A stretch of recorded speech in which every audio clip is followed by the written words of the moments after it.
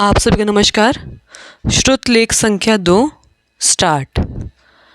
अध्यक्ष महोदय, मैंने अपने प्रश्न के माध्यम से स्पष्ट पूछा था कि ग्रामों और शहरों में गरीबी की क्या स्थिति है और क्या सरकार ने इसके लिए कोई लक्ष्य निर्धारित किया है। इसके समापन के लिए अब तक क्या कार्यवाही की गई है। सरकार ने बिल्कुल गोलमोल जवाब दिया है और देश के अंदर गरीबी जैसे महत्वपूर्ण प्रश्न पर अगर सरकार इस प्रकार से उदासीन रहेगी तो गरीबी कभी समाप्त नहीं की जा सकती। इसमें जो आंकड़े दिए गए हैं, मैं सरकार से इतना ही जानना चाहता हूँ कि जो प्रतिवर्ष आपने विभिन्न प्रदेशों को पैसा दिया है, उसके पीछे आपका लक्ष्य क्या था और उस लक्ष्य के उद्देश्य की पूर्ति कैसे की गई है। इसका जवाब कृपया माननीय मंत्री जी दे दें। मैं मंत्री जी से जानना चाहता हूँ कि सरकार जो पैसा गरीबों की भलाई के लिए देती है, तो गरीबी के मापदंड का क्या आधार है। किस प्रकार के लोगों को गरीबी रेखा के अंतर्गत माना जाता है। क्या इसके आंकड़े आपके पास है कि विभिन्न प्रदेशों में कितने प्रतिशत लोग गरीब हैं। उनकी गरीबी दूर करने के लिए क्या लक्ष्य निर्धारित है और कितना पैसा इस काम के लिए दिया जाता है।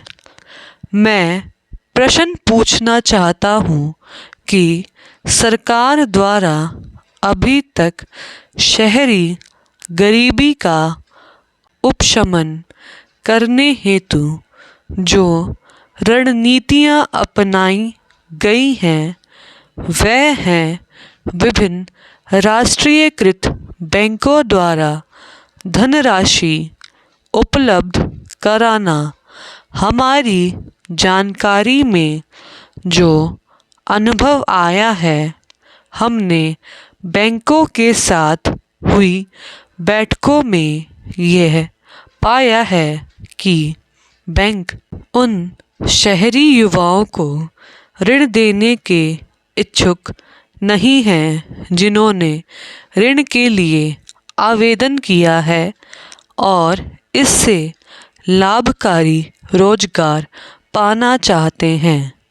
मैं मंत्री जी से यह जानना चाहूँगा कि क्या उनके मंत्रालय की ऐसी कोई योजना का आशय है कि वह देश के सभी राज्यों में यह सुनिश्चित करने हेतु बैंकों की बैठक बुलाएं कि बैंक उन सभी शहरी युवाओं को ऋण प्रदान करें जिन्होंने रोजगार पाने या स्वरोजगार हेतु ऋण के लिए आवेदन किया है।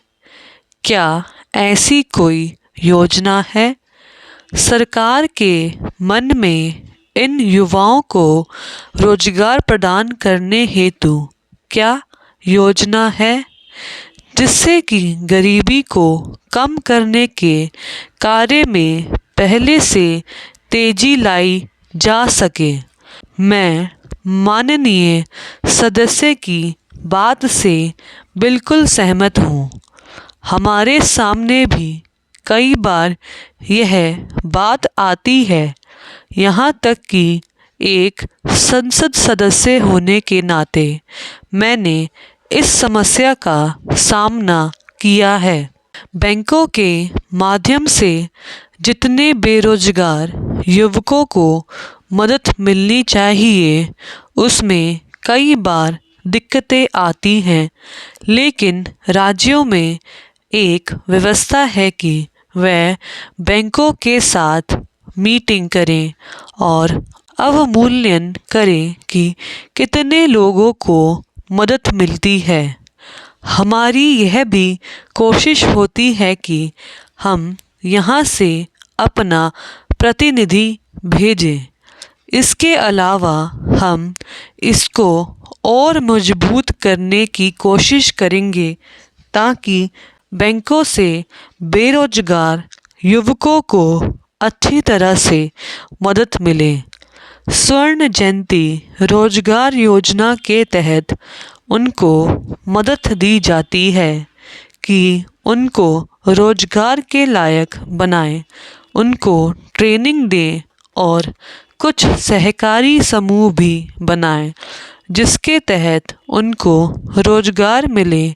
जो बहुत गरीब लोग हैं उनको भी रोजगार मिले, यह भी हमारा प्रयास है। इसमें जिनको प्रशिक्षण मिलता है उसमें गरीबी की रेखा से नीचे वाले लोग भी हैं। हमारी सरकार का जो न्यूनतम प्रोग्राम है उसके तहत हर साल 100 दिन स्वर्ण जयंती रोजगार योजना के तहत उपलब्ध कराए जाएंगे और सहकारी परिसंपत्तियों का निर्माण करने के लिए हम उसमें तालमेल करके इसको आगे बढ़ाएंगे। अध्यक्ष महोदय, इस देश में जो सबसे गरीब राज्य हैं, जहां गरीबी का प्रश्न सबसे अधिक है, उनकी सहायता सबसे अधिक होनी चाहिए। पिछले 2 वर्षों में बिहार को एक पैसा भी नहीं दिया गया है और तीसरे वर्ष में कुल 4 करोड़ रुपया दिया गया है। मैं माननीय मंत्री जी से आपके माध्यम से जानना चाहता हूँ कि पूरे देश में गरीबी के राज्यवार आंकड़े क्या हैं, उनका उल्लेख आपने नहीं किया है। उसकी सूची हम लोगों को दी जाए। जो सर्वाधिक गरीब राज्य हैं, उनकी गरीबी मिटाने के लिए जो कार्यक्रम हैं, उनको किस गति से बढ़ाने के लिए भारत सरकार काम कर रही है, यह भी जानना चाहता हूँ। क्या आपके अनुग्रह से क्या मैं यह उल्लेख कर सकता हूँ कि यह एक विषय के रूप में एक महत्वपूर्ण मामला है और देश के हित का मामला है। मुझे इस पर कोई आपत्ति नहीं है कि एक कनिष्ठ मंत्री इन प्रश्नों का उत्तर दे रहे हैं, लेकिन इस मुद्दे पर इस मंत्रालय के कैबिनेट मंत्री की अनुपस्थिति को ध्यान में रखा जाना चाहिए। मैं यह बताना चाहता हूँ कि बहुत सी अन्य एजेंसियां भी हैं जिनमें हमें विश्वास है और इन एजेंसियों ने जानकारी दी है कि पूरे देश में गरीबी उपशमन में गिरावट आई है।